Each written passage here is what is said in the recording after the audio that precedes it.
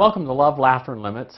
I'm Tom Dozier, and this lesson is Experience That Works, Behavior Science, Part 1.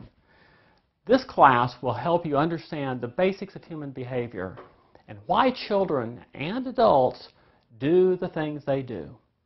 Surprisingly, human behavior is quite predictable when viewed from a behavior science perspective. So why do adults and children do the things that they do? Why do we do the things we do? Freud called it the pleasure principle. He said we either seek pleasure or avoid pain. And there's not a lot that I agree with Freud about, but on this he was pretty much right. From extensive research in human behavior, we find that we do what works for us. Now, when we look at the behavior that works, it produces the results that we want, technically it's called operant behavior. The behavior operates on the world around us. Our behavior operates on the world around us, and it produces a result. It serves a purpose. It produces some event or something in the world around us. And we learn through our experience. We learn the things that we can do that work for us, that have the right result, the right payoff.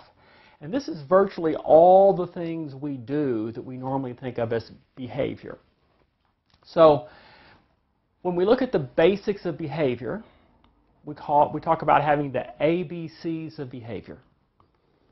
A is for antecedent. That's what happens before the behavior. Who's there? What are the surroundings? What are the other people doing? There's the behavior, that's the B, what the child actually does. And C is for consequence or payoff. And that's whatever happens right after the behavior. What does the behavior produce? What is the effect that the behavior produces? Now there's something also called the setting events. And this is really a bigger picture of the effects of the surroundings and of the individual and things that happen. It's a bigger picture of what affects the behavior. So setting events are things that would have the likelihood or the probability of having the behavior happen more frequently or less frequently in the future. It's things that have some general effect on our behavior.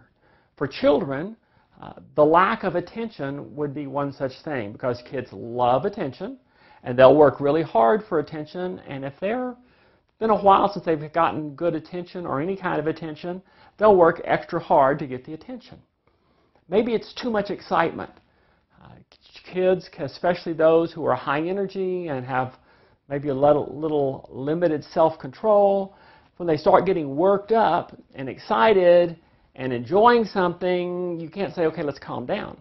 I had a mom with a 4-year-old, and there were several older brothers, and the older brothers would start to play with this 4-year-old younger brother, and he would get all excited and be having tons of fun, and then the brothers would say, okay, enough fun for us, now it's time to go back doing homework. They were homeschooled, and it was time for him to go back and do something by himself. Well, he wouldn't have anything to do with that. He was just way too excited and having way too much fun to stop. So that getting wound up and excited produced fun behavior for a while, but then bad behavior when it was time to end. Maybe the child is hungry. You know, when we're hungry, we work extra hard for food, we'll beg and we'll complain, but being hungry also is a setting event that reduces our ability to behave well. Boy, I had one teenager that when she was hungry, it was very hard for her to stay calm and in control and behave civilly with everyone. It just was hard because being hungry put her on edge. Being tired or sick would have the same kind of effect. It's going to have some global effect on the way we behave and the things that our child does. We all behave better when we're fully rested and we feel well. And we behave more poorly when we're tired or we're sick. Now, an upsetting event, this can be things that happen in your home or outside of the home. But if an upsetting event happens, that's a setting event for bad behavior. Makes the bad behavior more likely because we don't behave as well when we're upset and aroused. Now, likewise, the opposite of is that if there's a happy event, something really enjoyable, pleasant, positive, successful, a good thing happens, then that generally will produce more good behavior, makes good behavior more likely. And as parents, we have a lot to do with producing upsetting events or happy events. So we should watch that, because these are setting events which have a general tendency to produce better child behavior or worse child behavior. Now, when we look at repeating behaviors, what we find is that the behavior results from a person's experiences. They are learned. And the more recent experiences have a greater influence on the behaviors that we do, but more distant past experiences have an effect as well. And from extensive research, what we find is that behaviors that repeat serve a purpose. The child either gets something that they want or avoid or delay something that they don't want. And that's the only two payoffs for behavior. A few years back, I got this fortune at Panda Express. And it says, if you want something, you must earn it. And this is a great fortune for a behavior analyst, for a behavior scientist. And I thought, that's exactly right. Behaviors earn payoffs. So we work for the payoffs. And what are those two payoffs? We and our children either get something we want or avoid or delay something we don't want. That's the only two payoffs. Now, let's look at the behaviors and the payoffs a little more closely. We have negative payoffs and we have positive payoffs. So for a negative or an aversive consequence, something that we don't like, the child will do what is needed to terminate that aversive experience. They're either going to stop doing something or start doing something, and that somethings are behaviors. So, for example, your child has been ignoring your request when you say it's time to get ready for bed, and they just continue playing the video game, and so finally you start yelling. Now, your child may stop playing the video game at that time and start putting on his pajamas. Now, why is he doing this? He's doing it because the level of aversity, this interaction with mom or dad, has gotten unpleasantly high enough that the child is now going to do something to stop that unpleasant interaction. It's not just with behaviors at home. Children do some boneheaded things when they're with their friends. And so, maybe your child is being teased and called chicken by his friends, and he or she decides to take the dare and do something totally stupid. Now, why would she do that? Why would she do something totally stupid in that situation? Well, it was very unpleasant having your peers tease you and call you chicken, and to stop that unpleasant experience, the child goes ahead and does something that's really that they know better that they shouldn't do. We also behave in certain ways to avoid unpleasant things from happening. So if the child has experienced aversive or unpleasant interactions, the child may do or not do something before the unpleasant thing starts. And once again, that doing is the behavior. For example, Daddy may say, do something, and the child immediately does it. Now, why did the child do it? Well, the child may have learned that in the past, and by the way, moms often say they don't obey me, but they obey their dad. The child may have learned that in the past that if they don't do what Daddy says, then Daddy's going to raise the pain level very quickly, and so one, the child's going to have to do it anyway, and two, it's a very unpleasant experience. So to avoid that unpleasant experience, the child does it. Another example is that a child may come home, take a short break, pull out their school books, and do their homework. And the question I would ask is why? See, if the child has learned that if I don't get my homework done, Mom's going to come down on me and make me do it, then he's doing the homework, but he's doing it just to avoid the unpleasant interaction with mom. And you might say, but he's doing the homework. Yeah, but the way behavior develops over time is quite a bit different if the child is doing something just to avoid getting in trouble versus doing something for a positive payoff. Now, that's the other side of this, is that there's a positive payoff to the behavior. The child does something, that's the behavior, and sometimes that's instead of doing something they shouldn't be doing, but they're doing something, and the behavior gets some desired consequence. So, for example, a young child may help you. And why would a child help you? Well, one is that it gets a positive reaction generally from mom and dad. Oh, thank you, that's so nice. Wow, look what you did. And then there's also certain feelings of accomplishment that come along with that from the previous interactions that we've had and what the child has observed. So there's multiple positive payoffs there. You know, another example, let's go back to the homework example. The child may come home, take a short break, and then they do their homework. Now, after they do their homework, there may be positive attention from the parent. There may be some good activities available for the child to do after the homework is done. They may have a good reaction from their teacher or feelings of accomplishment.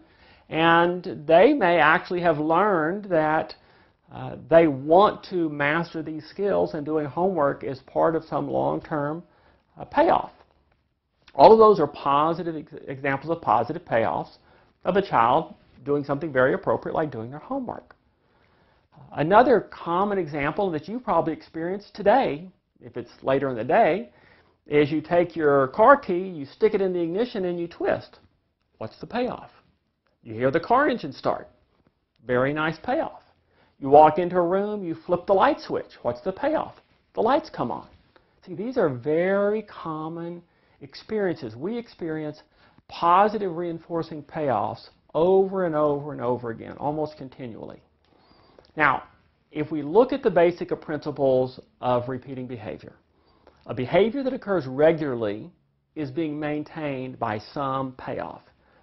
And this is called reinforcement. Behavior, payoff that maintains the behavior. Now, the payoff can either be getting something or avoiding something, and it can also appear to be unpleasant for the child, but the payoff of that behavior is causing that behavior to happen again and again repeatedly. And this is a very well-proven effect from scientific research. Now, an aversive consequence can actually decrease the chance of a behavior occurring again. Now, technically, this is punishment.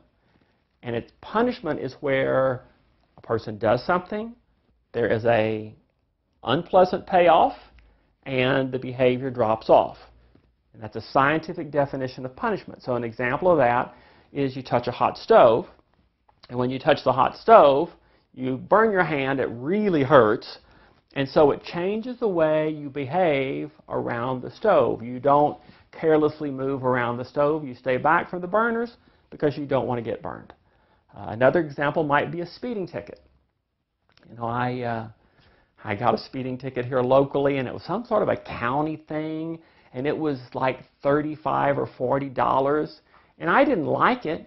I was punished, but it didn't really change my driving behavior significantly. However, I was down in Southern California in my daughter's city, and I was in a frustrating situation trying to get around this truck at an intersection, and I finally got around the truck and started through the intersection. I saw the light turn yellow. I said, I can make it. Right before I got to the into the intersection, the lights flashed, and I got a ticket in the mail, and it was $560-something counting court cost. Plus, I had to do a defensive driver class to keep it off my insurance record, and it was like, I don't ever want to get a ticket like that again, and so it has totally changed the way I drive around the intersections in this Southern California town. So there's another principle that reduces behavior, and it's called extinction.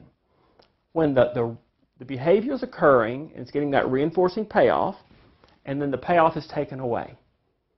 So the payoff or consequences no longer happens, and that behavior will die off. Technically, this is called extinction, and it's a very good principle to use in parenting.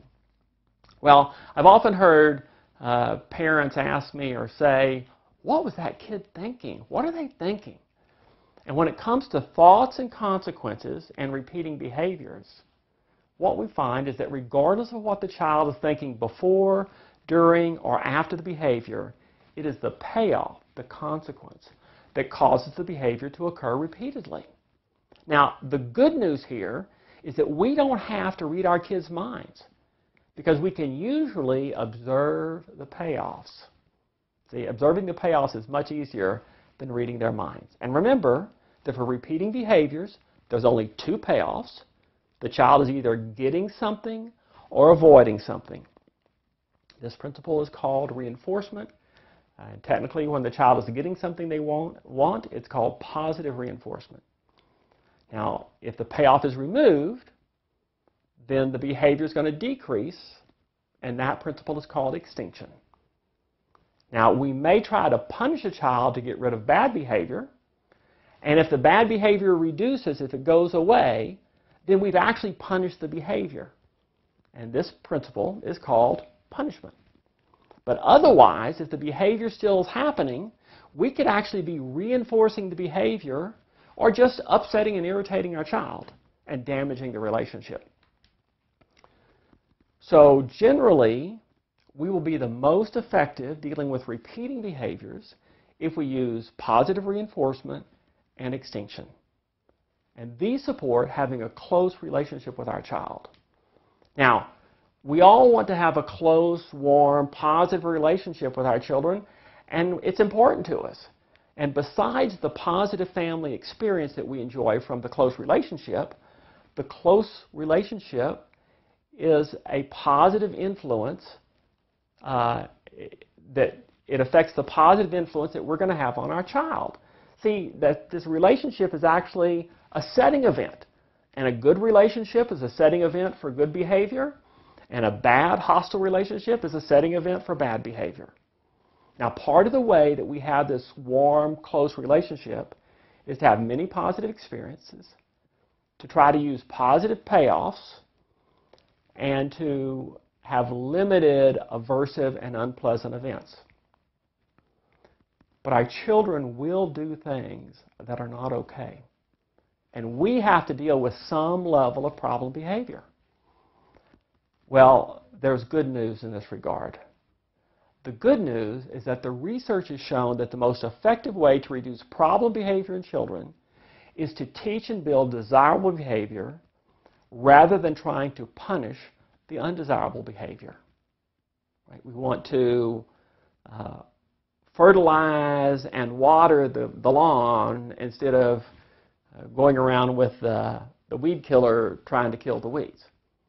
And love, laughter, and limits will teach you the positive parenting skills to help you do just this, to teach and build desirable behavior in your children, which is the best way to reduce and eliminate the problem behavior.